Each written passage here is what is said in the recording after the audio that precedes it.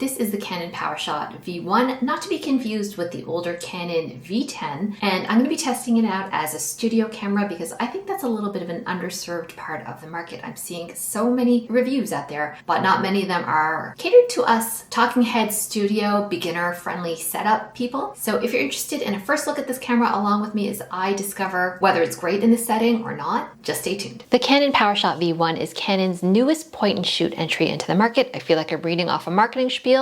I'm totally not. I happen to remember this. I was so excited for this camera when it came out because I was really heavily debating on getting the Canon Powershot G7X Mark II or the Mark III. Those have had a huge resurgence. They're super popular right now, but they're older cameras. They've been around for a little bit. And my understanding is that they have limitations. Like I think with the Mark II, it doesn't do 4K video, which is very important in this day and age, especially as YouTube is starting now to promote 4K video because so many people are watching on TV. So as far as I understand, Canon is really trying to capitalize on that momentum by releasing the Powershot V1. What I'm shooting right now is I'm at my home office. I'm sitting at my desk. This is entirely natural light. I don't have any studio lights. I'm gonna punch in while I'm telling you this anecdote, just zooming in a bit with the lens as we chat here.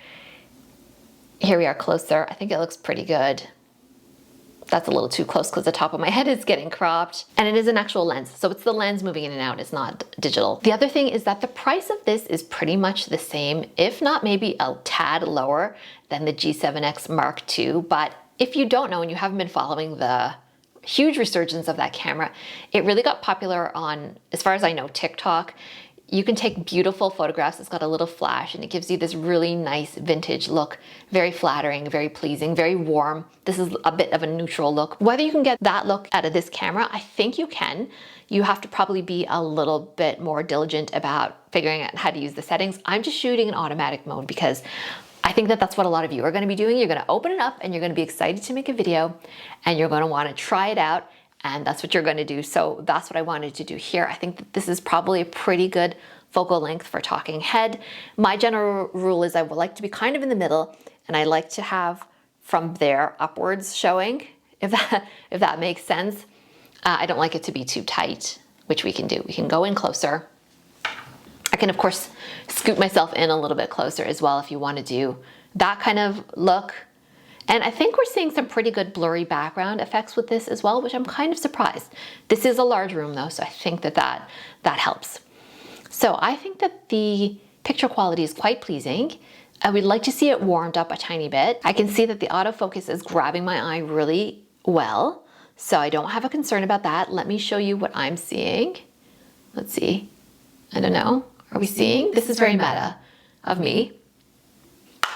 I think that looks pretty good. Now, I am concerned that we're losing focus a bit here and there. I'm not really sure. Again, this is just an initial walkthrough. I'm definitely not pretending to be a guru. In fact, I've just shot exclusively on my smartphone for the last 2 or so years, dabbling here and there with different cameras that are supposed to be for content creators like the DJI Osmo Pocket 3, which I didn't end up liking, like the V10, which I didn't end up liking. I'm pretty picky, so we're gonna see if this one passed the test. This is not in product showcase mode, so I'm just curious what it will do. Yeah, the problem with studio shots is like you kind of have to nail them in one. I mean, you can go back and record them, but you don't want to be spending 30 minutes recording something and then have it all be out of focus or the footage is not good for whatever reason. So here we are. I'm gonna edit this and I'm gonna come back on and talk about what I think of it so far.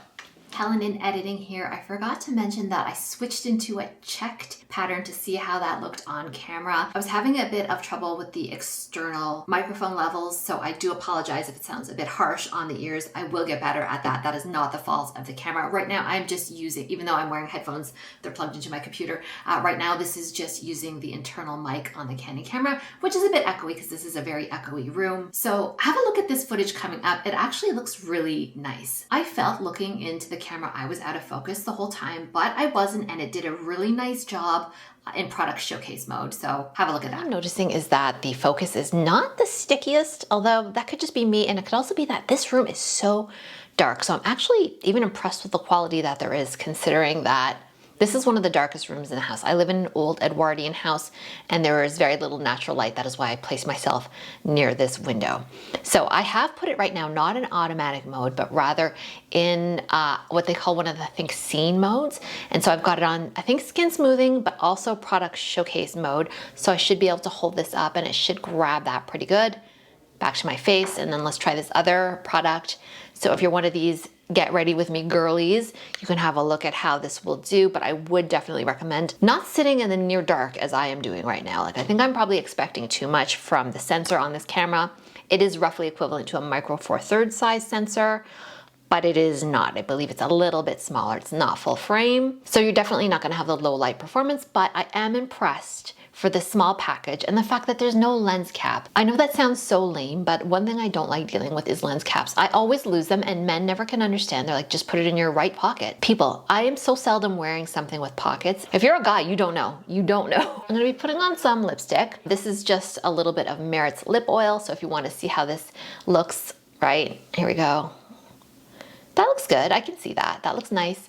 And it pops back to my face. It is actually pretty responsive, but I just noticed it's quite soft. I guess part of the problem is I'm not used to this after years of using a smartphone. And sorry, I am referring constantly to the panel on the side that's got the LCD. I apologize. I will learn not to do that and just like lock eyes with you guys like that. But again, I'm so not used to shooting on a point and shoot. So you're gonna have to do that if you're doing studio, talking studio videos. Okay, let's try a little bit of lipstick. So if you're one of these makeup reviewers, which I sometimes am, please do like and subscribe if you're enjoying this so far. I'm gonna do a little series on these, and I've got a first look at this camera where I check out just some of my first impressions when I crack this open. So now we're gonna be testing out a lipstick if you're one of these beauty product or just product reviewers. Incidentally, these two products layer nicely together. If you are if you are interested, this is Merit's matte lipstick in, I think, the shade Power.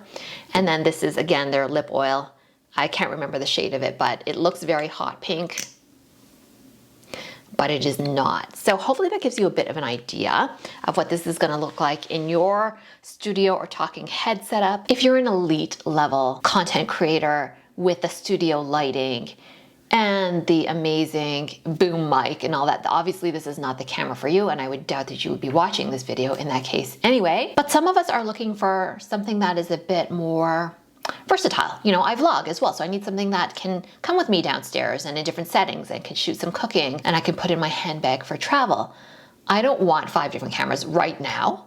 I just want one that's just gonna give me some better indoor, lower light, not low light, but lower light quality, because my iPhone is really not cutting it. So I wanted to give this a try. I don't know if I love it yet. I know that I like the colors. I would like to play with those a little more. If there's something that you know about maybe a setting that I've missed or why the focus is a bit softer, I'm totally willing to concede user error. I'm not an expert. I'm not a camera reviewer per se. If you have any questions about this camera, let me know and I will address them, or maybe someone else in the audience might be able to address them. So I hope that gave you an idea of what you can expect from this camera right out of the box. I do hope you stay along with me. I will make vlogs. I will continue to try and get better using this camera because I don't see myself returning it, but I understand that there's maybe a bit of a learning curve that I haven't mastered yet. If you're getting this as well and this is your first days using it, this is probably what you can expect unless you are a more knowledgeable, less beginner level videographer compared to me, which wouldn't be hard, by the way. All right, thanks so much for watching. Watch this video next if you're thinking about buying this camera. I'll put it up here, and we'll see you on the next video. Bye for now.